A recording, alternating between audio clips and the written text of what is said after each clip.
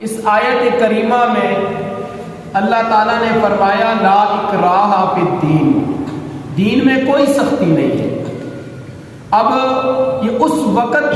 جب یہ آیات نازل ہوئیں، اس وقت کے لوگوں کے ذہنوں میں جو غلط تصورات تھے، مختلف اعتراض وہ کرتے تھے، غلط اعتراض وہ کرتے تھے، تو ان کا بھی جواب ہے، اور آج کے دور میں یا آنے والے دور میں جو اعتراضات کیے جاتے ہیں اس معاملے میں، اس کا جواب بھی اس میں موجود ہے۔ اس وقت یہ سوال کیا جاتا تھا کہ اگر اللہ تعالیٰ چاہتا ہے کہ ہم لوگ ہدایت حاصل کریں،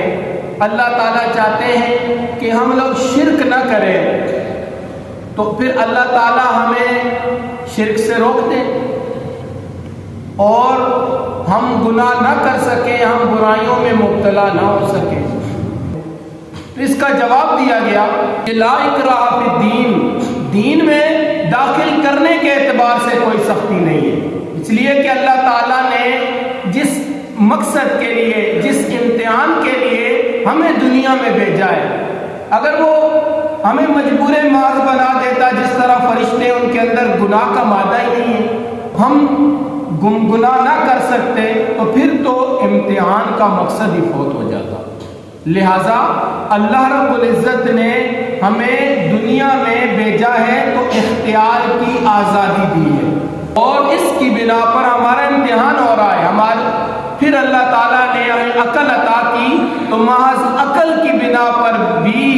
ہمارے اوپر لازم ہے اور لازم تھا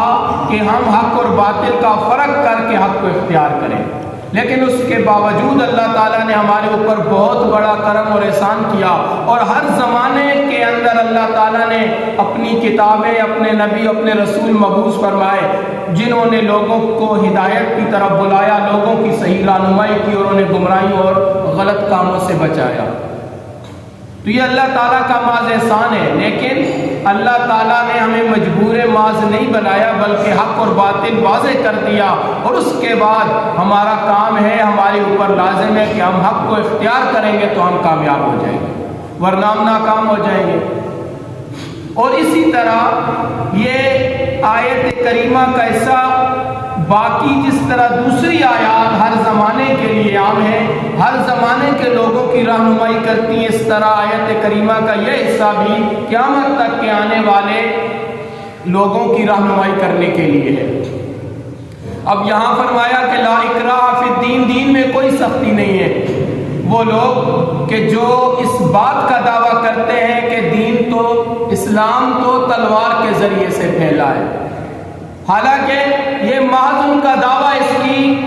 نہ تو تاریخ کے اعتبار سے کوئی حقیقت ہے، اور نہ کسی طور پر کوئی حقیقت اس کی ثابت کر سکتا ہے، اور نہ ہے۔ اسلام کبھی بھی تلوار سے نہیں پھیلا، یعنی نبی علیہ السلام نے نہ تو کسی کو اپنے دور کے اندر یا نبی علیہ السلام کے بعد یا اس سے پہلے دیکھ لیں، کہیں بھی مسلمانوں نے کہیں فتح حاصل کی تو زبردستی کسی کو اسلام میں داخل نہیں کیا گیا، کہیں بھی ان پر یہ زور نہیں لگایا گیا، ان کو یہ زور نہیں دیا گیا کہ آپ اسلام میں داخل ہو جائیں۔ اگر ایسے ہوتا تو مکہ فتح ہونے کے بعد جن لوگوں نے حد سے زیادہ ظلم اہل ایمان پر ڈھائے تھے اور کوئی کسر نہیں چھوڑی تھی، پھر انہی پر زبردستی کر دی جاتی۔ اس کے بعد کے دوروں کو دیکھ لیجئے، پھر مسلمان بادشاہوں کے دوروں کو دیکھیں کہ جہاں بھی فتوحات ہوتی ہیں وہاں پر اسلام کو لوگوں نے اپنی مرضی اور اپنے اختیار سے پسند کیا، کیونکہ وہ پہلے اسلام سے واقف نہیں تھے، اب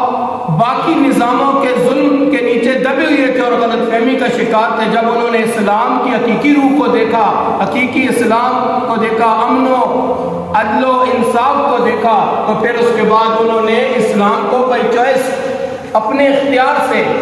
قبول کیا اور اس پر عمل پیرا ہوا۔ اگر اسلام زبردستی کرتا تو اسپین کے اندر کوئی بھی کافر نہ ہوتا، بلکہ اگر 600 سال بعد اگر اسپین کے اندر مسلمانوں کی حکومت ختم ہوتی ہے اور پھر دوبارہ جب کفر کا غلبہ آتا ہے تو اتنا ظلم کیا گیا مسلمانوں پر اور زبردستی ان کو کفر کی طرف لے جایا گیا، اسلام سے ہٹانے کی کوشش کی گئی، گھوڑے جو تھے تو وہ کے اندر لت پت تھے، گھوڑوں کے گھٹنوں تک مسلمانوں کا خون تھا، آگ اور شراب تھی، ہر طرف ظلم اور بربریت تھی۔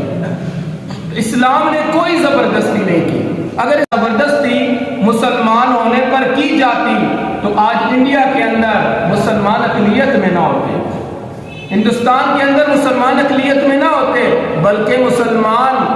بادشاہوں نے جب فتوحات حاصل کی تو جن لوگوں نے اپنی خوشی اور اپنے اختیار سے ظلم کے نظاموں کو چھوڑ کر عدل کے نظام کو پسند کیا وہ مسلمان ہوئے، لیکن دوسرے لوگوں کو کچھ بھی نہیں چھیڑا گیا، ان کے دین پر انہیں چلنے دیا گیا، ان کو مذہبی آزادی تھی، ان کے اپنے ہر طریقے، ان کے عبادت خانے سب کچھ محفوظ تھا، بلکہ اسلام نے ان کی جان، مال، عزت اور آبرو کی حفاظت کی، چاہے مقابلے میں مسلمان کیوں نہیں تھا۔ تو اسلام نے تو ہر ایک چیز کے اندر نرمی برتی ہے، عدل و انصاف کا دین ہے، لہذا موجودہ دور میں جو یہ اعتراض کرتے ہیں کہ دین اسلام جو ہے تلوار سے پھیلا ہے، تو قرآن اس دور میں بھی ان کو جواب دیتا ہے کہ لا اکراہ فی الدین، دین میں کوئی سختی نہیں ہے۔ اور اسی طرح یہ آیت ہمارے ان لوگوں کے لیے بھی جواب ہے کہ جو اسلام کا دعویٰ تو کر لیتے ہیں اور اسلام کا دعویٰ کرنے کے بعد اگر وہ اپنی ناجائز خواہشات پر چلتے ہیں اور انہیں روکا جائے تو وہ کہتے ہیں کہ نہیں جی دین میں تو کوئی سختی نہیں ہے، وہ شراب نوشی کرے، وہ کوئی دوسرے حرام کام کرے تو کہتے ہیں دین میں کوئی سختی نہیں ہے۔ محترم سامعین، دین میں داخل کرنے میں تو کوئی سختی نہیں ہے، لیکن اگر انہوں نے اپنے باطل تصورات کو، اپنی خواہشات کو پورا کرنے کے لیے دلیل بنایا ہے تو پھر تو وہ پورے قرآن اور حدیث کے ذخیرہ کو، بہت سارے حصے کو معطل کر رہے ہیں۔ لازمی بات ہے کہ ہم کسی ملک کی نیشنلٹی لیتے ہیں، کسی ملک کے اندر ہم جب جاتے ہیں اس کے قانون کی خلاف ورزی کرتے ہیں، اس کی معزز شخصیات کے خلاف ہم بات کرتے ہیں تو ہمیں مختلف سزائیں دی جاتی ہیں، وہاں پر ہمیں قتل تک کی سزا دے دی جاتی ہے۔ لیکن اگر اسلام کے اندر کسی بات، کسی جرم کے اوپر سزا موجود ہے تو اسی وجہ سے ہے، اسلام دین تو آسان ہے، اسلام اس لحاظ سے سخت نہیں ہے، انسان کے اندر اللہ تعالیٰ نے جو طاقت اور صلاحیت رکھی ہے اس کے مطابق انسان چلتا ہے تو کوئی سختی نہیں ہے۔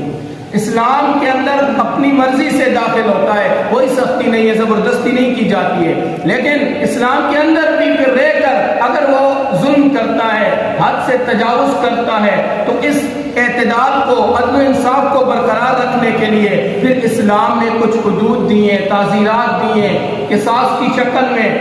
اور مختلف سزاؤں کی شکل میں اسلام نے انسان کو پابند کرنے کی صورتیں دی ہیں تاکہ وہ دوسرے انسانوں پر ظلم نہ کرے، تاکہ وہ معاشرے میں فساد کا سبب نہ بنے، معاشرے میں فساد نہ پھیلائے۔ تو یہ محض برائی روکنے کے لیے اسلام کے اندر جو حدود ہیں وہ موجود ہیں، لیکن اگر ایک آدمی کہے کہ میری اپنی مرضی اور میرا اپنا اختیار ہے، سیکولر قسم کے لوگ ہیں، وہ کہتے ہیں کہ نہیں جی اسلام کے اندر تو سختی ہے، زبردستی کی جاتی ہے، نہیں اسلام کے اندر زبردستی نہیں ہے، ہر ملک کے اندر ہر چیز کا قانون موجود ہوتا ہے، جب اس ملک کے باشندے اس قانون کو توڑتے ہیں تو ان کو سزا دی جاتی ہے۔ اسی طرح اسلام کے اندر عین عدل و انصاف کے قوانین موجود ہیں، اور ایسے قوانین ہیں کہ جو محض برائی سے روکنے کے لیے ہیں۔ اگر ایک آدمی صحیح راستہ اختیار کرتا ہے، ٹھیک چلتا ہے تو اس کو کوئی کسی قسم کی تکلیف نہیں دی جاتی، وہ پرامن رہتا ہے، وہ سلامتی اور خوشحالی سے رہتا ہے۔